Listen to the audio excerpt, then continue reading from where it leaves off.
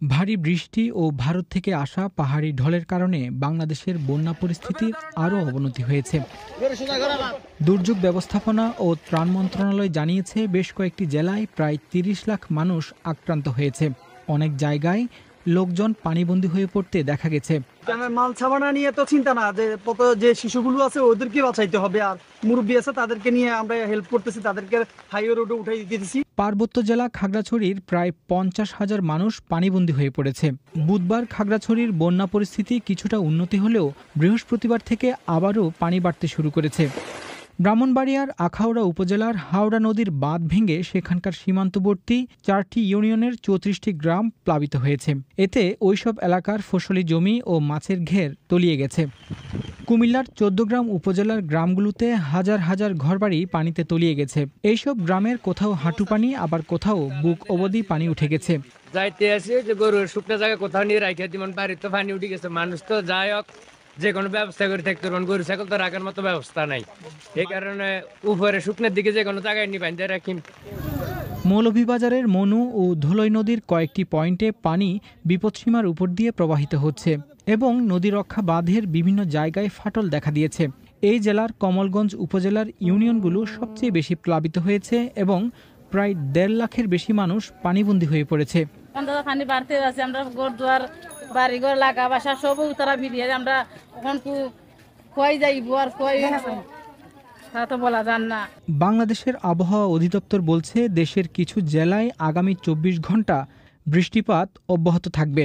পূর্বাভাসে আরও বলা হয়েছে, বৃষ্টিপাতের এই প্রবণতা শুক্রবার ও শনিবারও অব্যাহত থাকতে পারে। এই যে বৃষ্টিপাত সেটা আজকে অব্যাহত থাকবে এবং দেশের দক্ষিণ পূর্বাঞ্চলে এই বৃষ্টিপাত এখনো ব্যাপকভাবে বৃষ্টিপাত সংগঠিত হচ্ছে।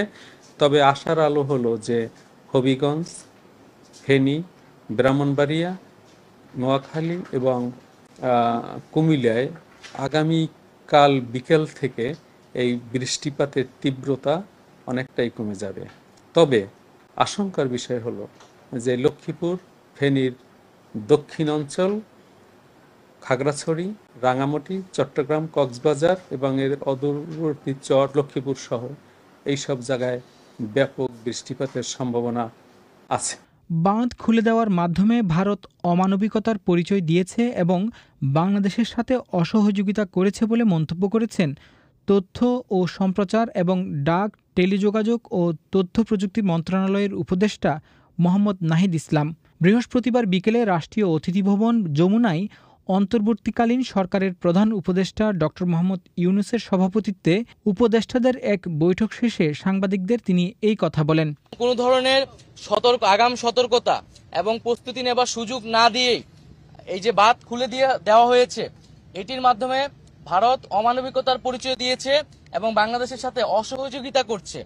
আমরা আহ্বান করব, আমরা আশা করব যে দ্রুত সময়ের মধ্যে ভারত বাংলাদেশের জনগণ বিরোধী এ ধরনের নীতি থেকে সরে আসবে।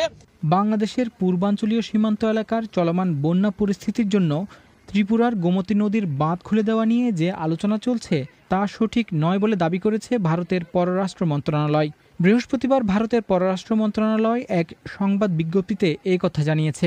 ভারতের দাবি, গত কয়েকদিন ধরে ভারত এবং বাংলাদেশের মধ্য দিয়ে প্রবাহিত গোমতী নদী সংলগ্ন অঞ্চলে এই বছরের সবচেয়ে বেশি বৃষ্টিপাত হচ্ছে। বাংলাদেশের বন্যার প্রাথমিক কারণ বাঁধের ভাটি অংশের অববাহিকায় এই বিপুল পানি প্রবাহ। এদিকে বাংলাদেশের মতো ভারতের ত্রিপুরার বিস্তীর্ণ অঞ্চল বন্যায় তলিয়ে গেছে। প্রায় ১৭ লক্ষ মানুষ সেখানে পানিবন্দী হয়ে পড়েছে।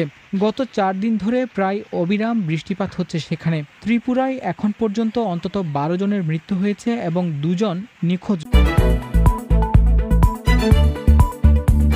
দৈনিক যায় যায় বেলা, সত্যের সন্ধানে সারাক্ষণ।